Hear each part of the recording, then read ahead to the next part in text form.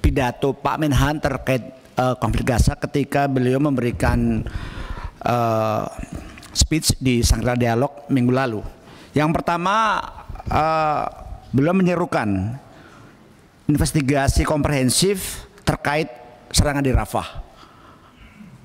Kemudian yang kedua, mendukung gencatan senjata permanen dalam mewujudkan perdamaian antara Israel dan Palestina seperti yang diusulkan oleh Presiden Amerika Serikat Joe Biden. Kemudian yang ketiga adalah mendukung two-state solution sebagai solusi nyata perdamaian dan keamanan bagi Israel dan Palestina. Kemudian berikutnya, beliau juga menekankan bahwa Indonesia siap memberikan bantuan kemanusiaan dan siap berkontribusi dalam pengiriman pasukan misi pemeliharaan perdamaian berdasarkan permintaan dari PBB. Berikutnya, Indonesia siap mengirimkan personel medis dan mengoperasionalkan rumah sakit lapangan di Gaza atas kesepakatan semua pihak. Indonesia siap mengevakuasi dan merawat korban sipil warga Palestina di rumah sakit Indonesia. Ini yang beliau tekankan, dan beliau juga sudah menyusun tim untuk melaksanakan apabila nanti sewaktu-waktu kita dapat lampu hijau untuk mengirimkan pasukan perdamaian ke Gaza. Untuk itu Panglima TNI akan menjelaskan secara detail tentang kesiapan pasukan TNI dalam misi perdamaian tersebut. Silakan Panglima. Terima kasih, Pak. Bismillahirrahmanirrahim. Assalamualaikum warahmatullahi wabarakatuh. Salam sejahtera untuk kita semua. Salam, Om Swastiastu, Namo Buddhaya, salam kebajikan. Yang terhormat dan saya muliakan Ketua Komisi 1 DPR RI Ibu Mutia Hafid, yang saya hormati Wakil Ketua Komisi 1 Bapak Sugiono, yang saya hormati para Ketua Fraksi dan Bapak Ibu anggota Komisi 1 DPR RI, yang saya hormati Wakil Menteri Pertahanan Republik Indonesia, yang saya hormati Kepala Staf Angkatan Darat, Angkatan Laut dan Angkatan Udara, dan saya hormati para asisten Panglima TNI dan Komandan PMPP dan hadirin yang hadir. Latar belakang rencana pengiriman pasukan Indonesia ke Palestina tadi sudah disampaikan oleh Bapak Wamen.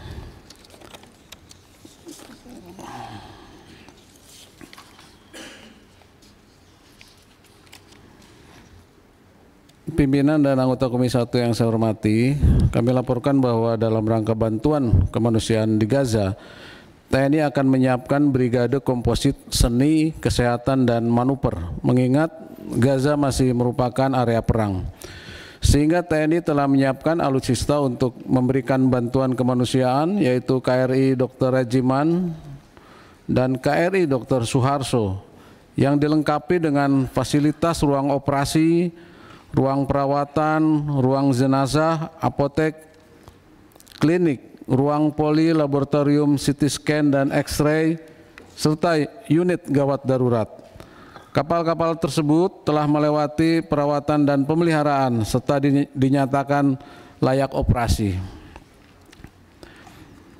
KRI Rajiman diawaki oleh 163 personil dan memiliki fasilitas 160 tempat tidur pasien. Sedangkan KRI Suharto akan mampu menampung 40 pasien dan mengangkut 500 personil. KRI Suharto juga dapat mengangkut 14 kendaraan taktis dengan berat maksimal masing-masing 8 ton. Untuk kesiapan evakuasi darurat, TNI menyiapkan 2 unit helikopter, yaitu heli Panther TNI Angkatan Laut dan heli Dopang dari Angkatan Udara, yang nanti akan berada di atas KRI tersebut. Untuk kesiapan material, TNI menyiapkan 2 alternatif. Alternatif pertama yaitu rumah sakit lapangan, kapasitas 100 tempat tidur, dengan dilengkapi fasilitas dekontaminasi kimia, biologi, radiasi, dan nuklir. Sedangkan untuk alternatif 2, yaitu disiapkan 3 lokasi terpisah yang mampu masing-masing memfasilitasi rawat inap sebanyak 50 tempat tidur, rawat inap 25 tempat tidur, dan rawat jalan. Penentuan alternatif ini tentunya akan disesuaikan dengan dinamika dan ketersediaan tempat di daerah operasi. Kemudian rumah sakit lapangan yang kami siapkan untuk 100 tempat tidur berupa tenda IMT S54 sebanyak 29 set, tenda IMT XL sebanyak 1 set, dan tenda CBRN sebanyak 1 set.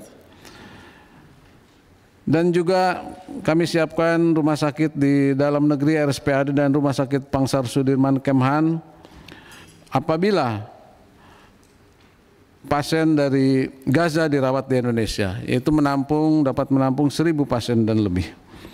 Sedangkan untuk kendaraan pendukung, diantaranya 17 kendaraan logistik, 2 unit kendaraan sanitasi, 1 ambulans, 1 unit kendaraan BBM, 1 unit kendaraan komunikasi mobil, 1 unit kendaraan dapur lapangan, dan 1 unit forklift.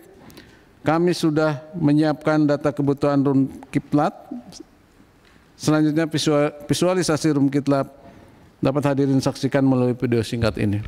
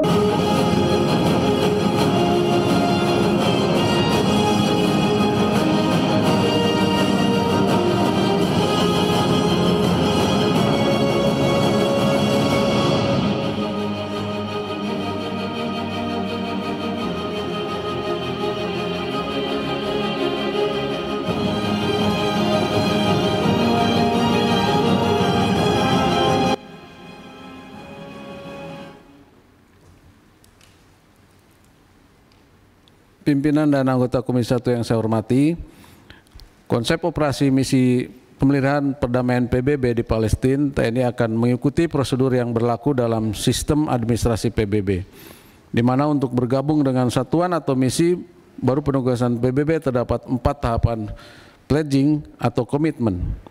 Pledging yang merupakan keputusan politik pemerintah Republik Indonesia ini telah disampaikan pada UN Peacekeeping Ministerial Meeting di Ghana pada tanggal 5-6 Desember 2023 yang lalu.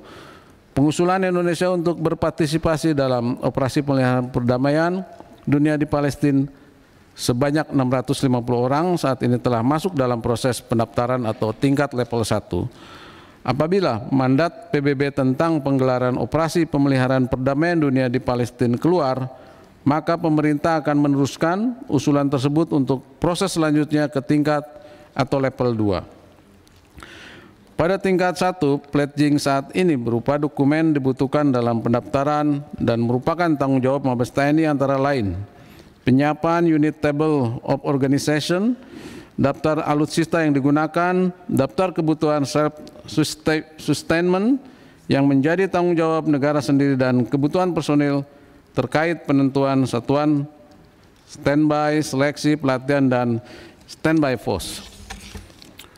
Kami laporkan update kesiapan pledging hingga saat ini bahwa surat pendaftaran dan data organisasi dan tugas baik bidang personil dan material sudah dilengkapi. Namun demikian, dari kebutuhan administrasi masih terdapat beberapa hal yang perlu segera ditindaklanjuti, diantaranya rencana kebutuhan anggaran, keputusan Presiden tentang pledging yang saat ini masih diproses oleh Kemhan, dan permohonan akun pledging UN PCRAS kepada PBB. Selanjutnya, untuk kesiapan personil dan material serta kesiapan dukungan anggaran pledging masih perlu perhatian kita bersama guna menyukseskan keputusan politik negara ini. Pada kesempatan ini, perkenankan kami laporkan juga bahwa untuk penyiapan Satgas PBB ke Palestina, TNI telah melakukan rapat koordinasi dengan beberapa kementerian terkait, yaitu Kemhan, Kemlu, dan Kemenkes yang telah dilaksanakan pada tanggal 27 Mei dan 3 Juni 2024 di Jakarta. Dapat kami laporkan secara singkat bahwa Kementerian Luar Negeri menyampaikan bahwa misi yang dilaksanakan di Gaza pada saat ini merupakan misi Joint Humanitarian Operation. Tentunya operasi kemanusiaan tersebut dapat dilaksanakan setelah adanya perjanjian damai antara Israel dan Palestina. Dan saat ini dibutuhkan mandat dari PBB untuk membentuk co-deployment atau operasi bersama negara-negara ASEAN. Sedangkan untuk Kementerian Pertahanan saat ini masih menyiapkan berbagai izin prinsip untuk menggelar operasi di Gaza dan berkoordinasi dengan Siprus, Uni Eropa dan Amerika Serikat untuk penggunaan dermaga apung sementara di daerah operasi. Dapat kami sampaikan bahwa pengiriman pasukan perdamaian atas nama PBB ke Palestina memiliki manfaat bagi Indonesia, yaitu pertama, pengakuan internasional. Kontribusi Indonesia pada pasukan penjaga perdamaian dapat meningkatkan reputasi dan posisi di komunitas internasional. Kehadiran TNI merupakan wujud dari penguatan diplomasi sesuai visi TNI yang prima yang tertuang dalam pokok-pokok kebijakan Panglima TNI tahun 2024. Kedua, pelatihan dan pengalaman. Partisipasi dalam pasukan penjaga perdamaian dapat memberikan pelatihan dan pengalaman berharga bagi pasukan. Hal ini dapat membantu meningkatkan kemampuan militer suatu negara. Yang ketiga, peralatan dan sumber daya dapat memberikan akses terhadap peralatan dan sumber daya yang mungkin tidak tersedia bagi suatu negara, seperti transportasi, peralatan komunikasi, dan persediaan medis. Keempat, cost sharing. Pengiriman pasukan lebih efisien melalui cost sharing dengan negara mitra. Kelima, perdamaian dan keamanan. Manfaat utama dari partisipasi dalam pasukan penjaga perdamaian adalah kontribusi terhadap perdamaian dan keamanan dengan membantu menjaga stabilitas di zona konflik. Pasukan penjaga perdamaian dapat membantu mencegah penyebaran kekerasan serta meningkatkan perdamaian dan keamanan. Kesimpulan dari paparan ini adalah pengiriman pasukan perdamaian untuk Palestina masih menunggu resolusi dan mandat PBB. Mabes TNI sudah menyiapkan pasukan dengan ketentuan pledging ke UN. TNI juga telah melakukan penyiapan pengiriman room kit lapangan dan kapal rumah sakit telah selesai dengan keberangkatan menunggu keputusan pemerintah. Pada kesempatan ini mohon dapatnya DPR memberikan dukungan untuk terlaksananya pengiriman pasukan dan room kit lab sebagai wujud diplomasi militer. Demikian yang dapat kami sampaikan. Sekian dan terima kasih. Download Tribun X sekarang, menghadirkan lokal menjadi Indonesia.